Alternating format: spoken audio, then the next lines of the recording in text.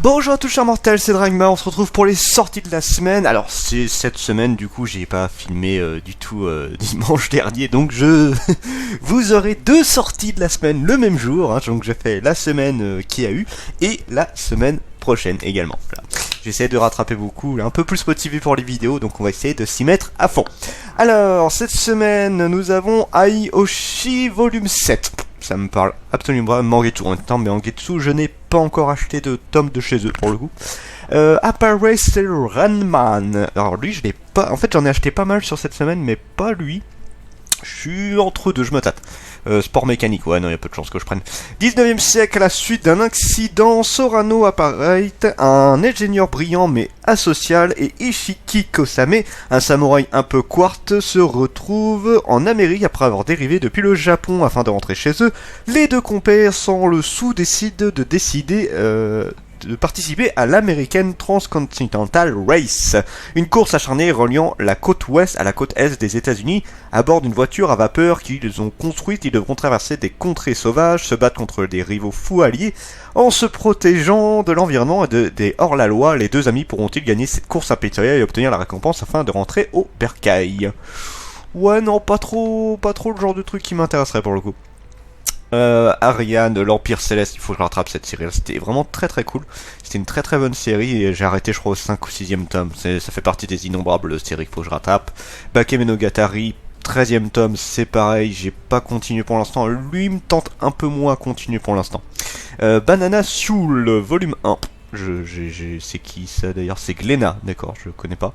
C'est bizarre, ça me fait penser à un autre manga qui est en grand format aussi. Ouais, je sais plus. Ça a l'air d'être un manga français, visiblement, ouais. Michel Salanville.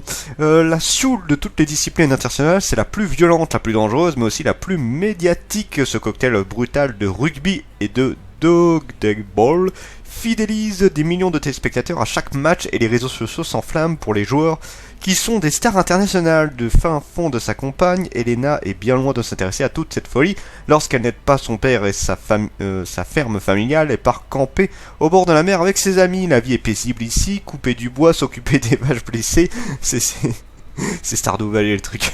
Les séances de baignade avec Manny et les autres, voilà le quotidien d'Elena qui aime ce pays dans lequel elle a grandi. Mais son père rêve d'un autre destin pour elle, il n'est pas question qu'elle passe sa vie à nettoyer la bouse. Un jour qu'elle prend l'air près de la falaise, une balle en cuir égarée déclenche en elle quelque chose de neuf.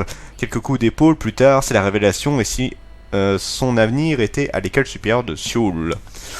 Ouais, bof, ça me tente absolument pas. Et j'en avais pas du tout entendu parler dessus là. Blissful Land, je me tâte pour celui-là, ça se trouve je l'achèterai peut-être parce que je l'ai pas commandé. C'est Nobinobi, terminé en 5 tomes, c'est un peu court 5 tomes quand même mais bon.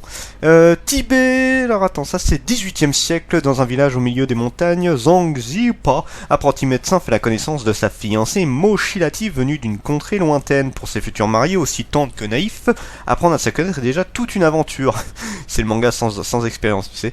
Papa, au rythme des cueillettes d'herbes médicinales et des préparations de remèdes ou de plats traditionnels, se tisse le récit de quotidien chaleureux d'une terre qu'on dirait bénie des cieux. En vrai, pourquoi pas?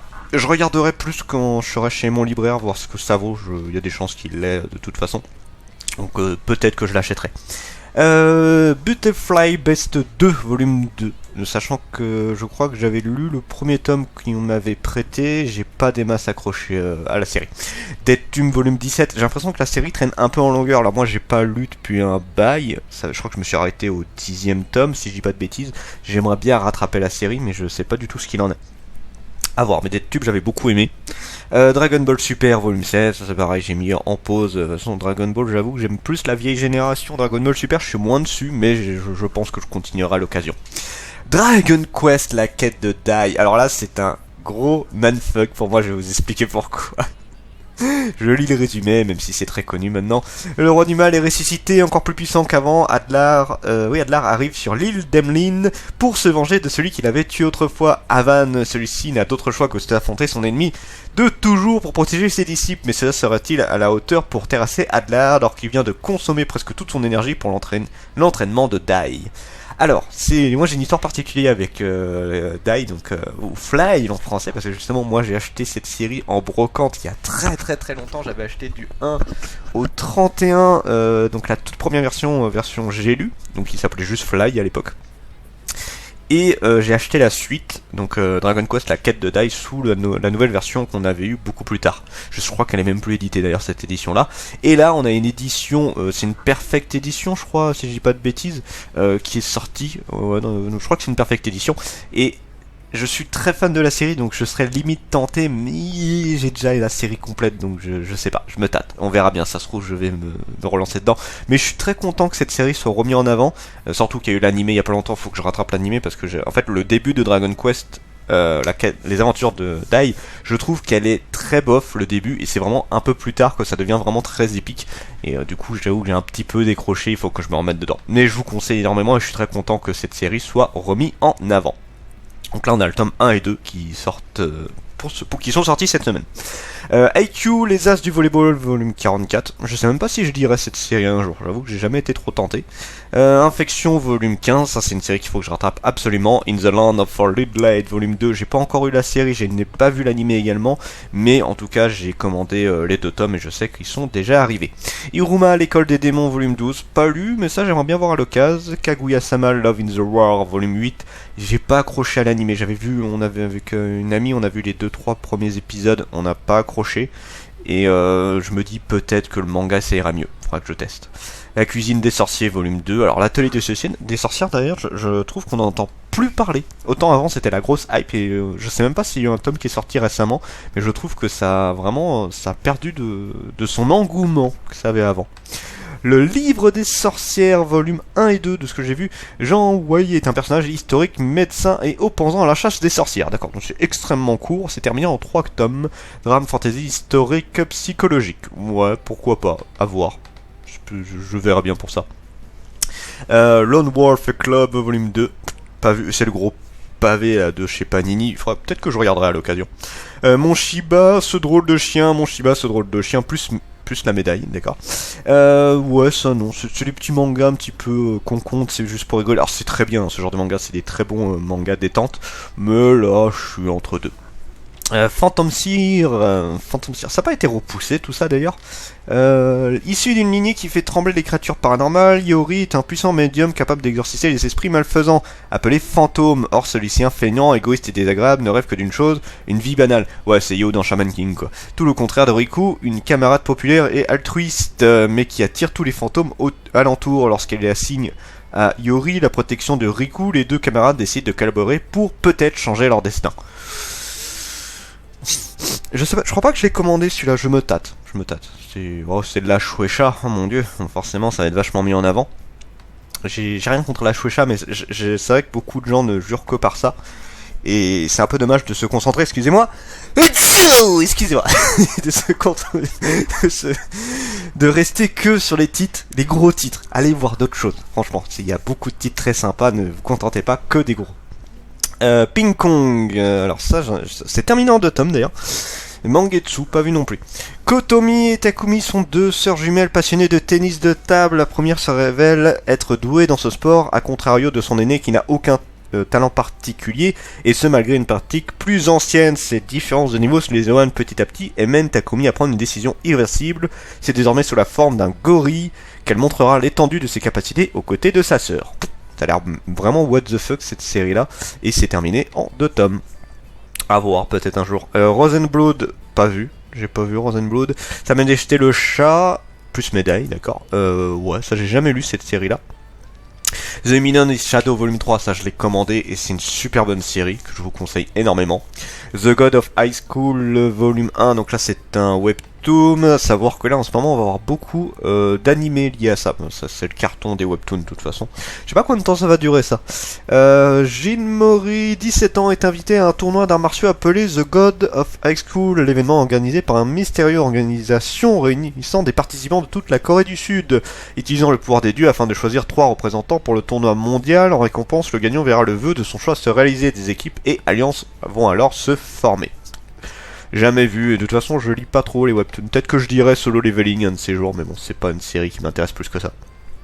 Il y en a aucun qui m'intéresse pour l'instant. Nous avons The Lapin Crétin, Luminary Quest. J'ai halluciné quand j'ai vu ça, c'est... Je crois que c'est un français d'ailleurs qui a fait le manga, si je dis pas de bêtises. Les gardiens de légende débarquent à Luminary. Bienvenue à Luminary, un monde où la magie et les miracles sont à portée de chacun. Mais tandis que le puissant sorcier Carnage cherche à s'emparer de la source de tous les pouvoirs, un mystérieux prophétie se met en marche et provoque l'arrivée des lapins crétins. Sont-ils des gardiens tant espérés qui sauveront Luminary? Théo, Kimpa et le cyclope Léon, chargés de les accompagner aux confins de ce monde, sont bien décidés à le découvrir. Mais pour l'heure, pas le temps de tergiversé, la cité lumière du Nord est menacée par les sbires de Carnage, il faut agir. Mais on le rappelle, les lapins crétins, c'est des lapins débiles qui font n'importe quoi. J'arrive pas à imaginer ces machins-là en tant que héros. Je vois pas pourquoi ils ont pris ça pour en faire une histoire genre épique et tout. Enfin bon, on verra bien. Moi, il y a peu de chances que je le lise hein, pour le coup.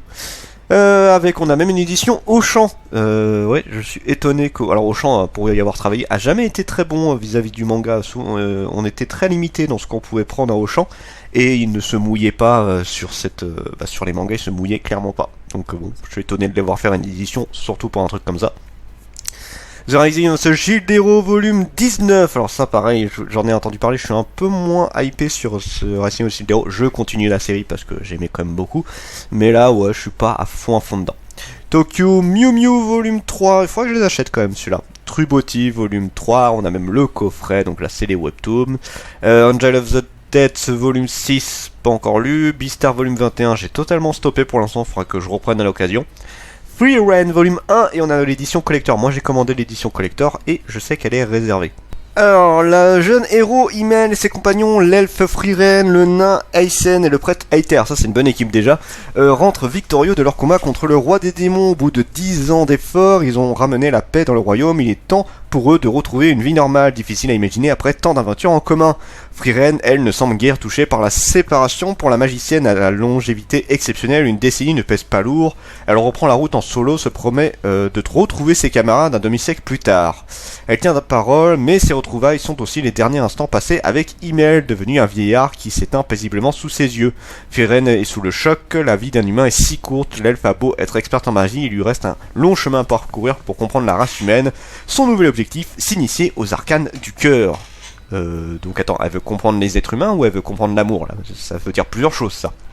Alors, un manga que j'ai commandé, les 2 premiers tomes avec l'édition collector, et je fais une petite aparté. Il y a eu une édition presse qui a l'air juste magnifique de ce que j'ai vu et qui en général est donnée aux libraires. Et moi un truc qui me saoule, c'est que cette édition là, elle est donnée également aux influenceurs. Alors ceux qui sont à la limite spécialisés dans le domaine manga, enfin spécialisés, c'est-à-dire que vraiment ils ne présentent que ça et que voilà, c'est vraiment leur domaine vis-à-vis de leur chaîne YouTube, que ce soit Insta, les trucs du genre, à la limite. Mais arrêtez de balancer ce genre de trucs là à des influenceurs qui n'ont rien à voir avec ça, qui ont dû faire 1 ou 2 trucs manga, mais c'est juste pour les mettre en avant, mais ça me pète les couilles, parce que c'est le genre de truc, franchement, ça on aimerait avoir en édition collector. Ça, on aimerait bien avoir ça en édition limitée, collector, tout ce que tu veux, plutôt qu'un tout petit truc avec genre un petit feuille, quelques petits trucs, des petites badges, des petites babioles à la con. Mettez ça, et je suis sûr que franchement, il y a des gens qui seraient prêts à payer 20-30 balles pour avoir ça. Moi, ça me pète les couilles de voir ça pour des influenceurs que pour certains, on n'en a rien à péter. Clairement, hein, il y en a certains, ils en ont rien à péter d'avoir ça. Mais nous, on aimerait bien les avoir, ces trucs. C'est vrai, vous voulez des éditions collector, faites ça, hein, franchement. Oui, désolé, c'était la petite aparté, mais c'est vrai que ça me saoule. Vraiment, j'en ai vu plein là recevoir ça. Et nous, lecteurs qui adorons ce genre de trucs, nous on se touche la nouille, mais bien comme il faut. C'est inadmissible. Girl Last Tour, coffret 4 à 6, il faut que je reprenne la série, parce que j'avais beaucoup aimé, je crois que j'avais pris les 2 premiers tomes, mais pareil, ça fait partie des innombrables séries mis en pause. Persona 4, volume 7, pas lu du tout. Toi et moi, le jour de la grande catastrophe. Alors ça, j'ai pas vu, terminé, enfin c'est un tome, c'est un seul tome. Pam Pam Liu. Connais pas. Une poupée qui aimerait bien se transformer en femme, un homme jetable qui aimerait bien ne pas finir tout le temps à la poubelle, un mannequin qui ne sait vraiment pas qui il est, toi et moi le jour de la grande catastrophe est un portrait des relations homme-femme à l'humour noir contagieux. D'accord. Oui, pourquoi pas. C'est qui fait ça Imo. Ça me parle pas, cette maison d'édition. Enfin, je la connais vaguement, mais j'ai pas beaucoup de titres de chez eux. Vigilante My Hero Academy Illégal volume 13, ça j'ai pas vu. Et volume 7, pas vu non plus. Candy et Cigarette, excusez-moi, forcément il va voir le truc. Candy et Cigarette, j'avais vu les premiers tomes et c'était très très cool. Il faut que je continue la série. Dead Demon Destruction, volume 11, c'est pareil, il faut que je reprenne la série. J'avais lu jusqu'au 6 ou 8e tome, très très bonne série que je vous conseille énormément. Entre deux, Watanabe Peko. C'est pas une suite, ça d'ailleurs, si je dis pas de bêtises. Atsuko Asao et Kohei Imaki forment un couple depuis un peu moins de 10 ans. Tout semble être parfait entre eux, même si le mariage dont parle leur entourage leur apparaisse comme un concept abstrait qui ne les concernait pas. De même qu'un enfant, même une seule erreur commise par Kohei va définitivement trouver l'équilibre entre eux. Une autre femme est tombée enceinte de lui. Ah, c'est pas bien, monsieur. C'est pas bien du tout, ça, ce que tu as fait. Ouais, je sais pas si je le prendrai celui-là. Entre les lignes, volume 4, Gamaran, le tournoi ultime, volume 12, j'ai jamais vu les Gamarans pour le coup. Genesis, ça c'est une série que j'attends depuis un moment pour le coup, j'en avais entendu parler, j'ai très hâte de voir ça, c'est du Vega en plus. Alors qu'il se promène dans la campagne australienne vers un vignoble qui désire visiter, Taiga et ses amis, tout jeunes scientifiques venus de Tokyo, découvrent une grotte où sont peints des fresques rupestres très anciennes. La joie de ces découvertes est une courte durée car un tremblement de terre les enferme dans la grotte. Trouvant néanmoins une sortie, les jeunes gens ne reconnaissent plus rien de leur environnement et vont découvrir peu à peu qu'ils ont en fait été transportés en pleine préhistoire, à l'époque de l'affrontement entre l'homme de Néandertal et Homo sapiens, mammouth, crocodile géant, meute de loups géants. Chaque mammifère est une menace pour leur survie. Pourront-ils dépasser leur habitude et retrouver l'instinct animal qui leur permettra de vivre? Chaque jour, ça va être un combat nouveau. À savoir que un du même style, c'était Cage of Eden qui était exceptionnellement bien et que je vous conseille énormément. Donc si c'est dans le même style, pourquoi pas. 9 tomes et encore. En plus c'est une série longue, donc très bien pour moi. Glen Ichino's Les catastrophes de 16 ans, volume 10. Alors, c'est Serra of Zen. D'ailleurs, Serra of Zen, j'ai jamais fini et j'aimerais bien. Mais je sais pas si je continue l'anime ou le manga. Les deux me tentent en vrai. Mais en tout cas, j'aimerais bien reprendre. Love Fragrance, volume 6. Ça, c'est pareil, c'est déjà commandé. C'est une série que j'adore et que je vous conseille énormément. Manchuro Opium Squad. Pas vu. Shy, volume 8. Je sais même plus c'est quoi, Shy d'ailleurs. Et c'est tout pour cette semaine, ce qui est déjà pas mal. Il y a déjà pas mal de choses. Et du coup, on se retrouve juste après pour les autres sorties, mais cette fois-ci de la semaine qui arrive. C'était Dragmar et je vous dis à la prochaine, ciao mortel.